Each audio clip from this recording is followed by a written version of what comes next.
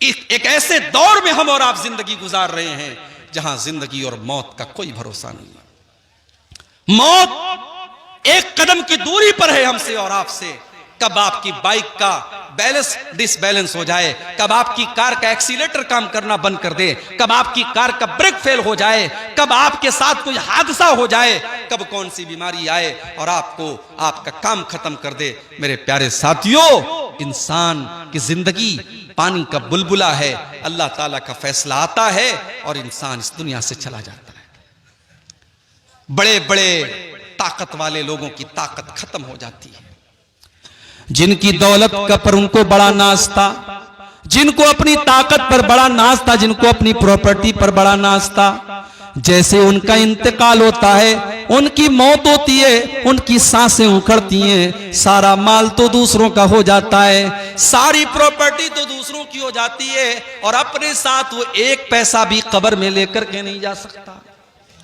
Branded करने वाले और ब्रांडेड कपड़ा पहनने वाले भी मरने के बाद उनका कपड़ा उनके कमरे में पड़ा है और कोई उनके कपड़े को पहनने वाला नहीं है। अपनी 4 व्हीलर गाड़ी में, अपनी फॉर्च्यूनर गाड़ी में सारे गांव में अपनी धाक जमा करके चलने वाला जब इंतकाल हो जाता है, जब मौत हो जाती है, तो 4 लोगों के जनाजे, 4 लोगों के कंधे पर उसका जनाजा जाता है। इतना बेबस हो जाता है, इतना कमजोर हो जाता है कि 4 लोगों के सहारे वो कब्रिस्तान जाता है। वो अपने पैरों से चलकर के कब्रिस्तान भी नहीं जा सकता।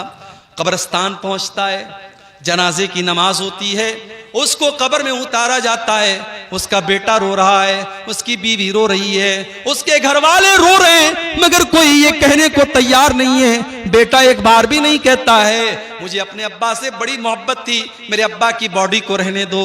बीवी एक बार भी नहीं कहती मुझे अपने शौहर से बहुत प्यार है, मेरे शौहर की डेड बॉडी को रहने दो। 24 घंटे से ज्यादा कोई उसकी डेड बॉडी को रखने के लिए तैयार नहीं है। कोई रखता है क्या? 24 घंटे से ज्यादा कोई डेड बॉडी को रखने के लिए तैयार नहीं है मेरे भाई। इतना बेवैल्यू है, इतना वैल्यूलेस है इंसान। उसकी औकात तब पता चलती है जब उसको मौत आती है।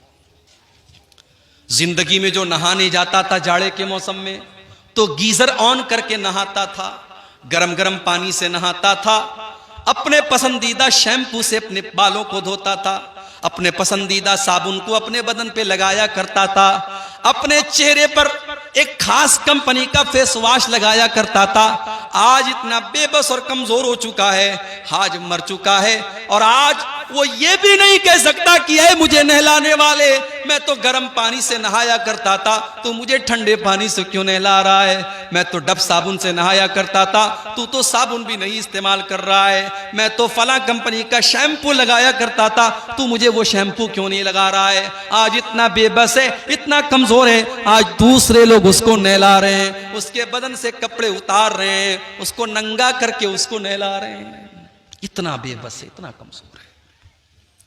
उसके पेट में कोई गंदगी है तो गुस्ल करने वाला उसके पेट को दबा करके उसके पेट की गंदगी को निकाल रहा है। मेरे प्यारे साथियों, जरा सोचो, वो दिन हमें और आपको भी देखना है। हमें और आपको भी हमारे मरने के बाद गुस्ल दिया जाएगा, हमारे मरने के बाद हमको कफनाया जाएगा और उस कफन के कपड़े के अंदर कोई जेब भी नहीं है, कोई पॉकेट भी नहीं है। दुनिया में इंसान अपनी पॉकेट का बड़ा ख्याल रखता था, अपने पैसे का बड़ा ख्याल करता था, अपने पर्स में अपना एटीएम कार्ड लेकर के चला करता था, अपने मोबाइल में यूपीआई लेकर के चला करता था।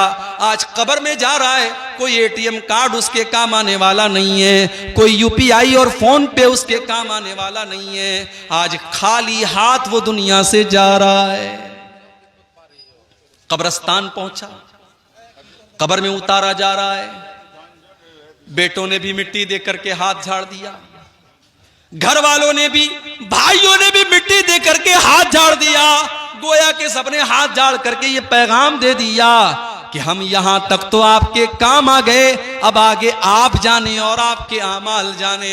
इसीलिए अल्लाह के प्यारे नबी फरमाते हैं, यतबउल मय्यित सलासतुन, जब इंसान का इंतकाल होता है तो तीन चीजें उसके साथ होती हैं, मालुहु व अहलुहु व अमलुहु। एक तो उसका माल होता है, एक उसके घर वाले होते हैं, और एक उसका अमल होता है।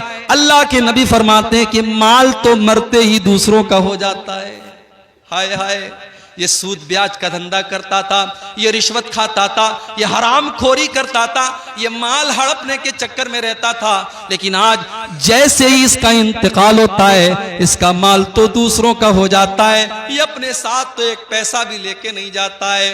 ओ हराम का और सूद और ब्याज का काम करने वालों, एक पैसा भी अपने साथ आप लेकर के नहीं जाएंगे। क्यों अपने बच्चों के पेट में हराम की कमाई डाल रहे हो? अल्लाह के नबी फरमाते हैं, कुल्लु लहमिन नबत मिन सोतिन फन्नारु औला बिही। जिस बदन की परवरिश हराम कमाई से की जाए, वो बदन जहन्नम की आग में जाएगा। मुझे मालूम है कटिहार और सीमांचल के इलाकों में आज बंधन लोन के नाम से लोन की स्कीम चलाई जा रही है, औरतों के नाम से लोन लिया जा रहा है, और एक बड़ी तादाद में मुसलमान आज लोन ले रहा है और सूद और ब्याज के ऊपर कर्जे ले रहा है। मेरे प्यारे भाइयों, ये हराम की कमाई आप अपने घर में ला करके अपने बच्चों की आखिरत क्यों बर्बाद कर रहे हो? अल्लाह के नबी फरमाते हैं, माल तो मरते ही उसका साथ छोड़ देता है, घर वाले उसके कफन दफन तक उसका साथ देते हैं, उसको नहलाते हैं, उसको कफनाते हैं, उसके तजहीज़ और तकफीन तक उसका साथ देते हैं, उसको कब्र में दफनाने तक उसका साथ देते हैं। लेकिन जब कब्र में चला आया, जब कब्र का सन्नाटा और कब्र की तारीकी में पहुंच गया, तो वहां पर ना उसका माल उसके काम आएगा, ना उसके घर वाले उसके काम आएंगे। वहां पर अगर कोई चीज काम आएगी तो उसका अमल काम आएगा।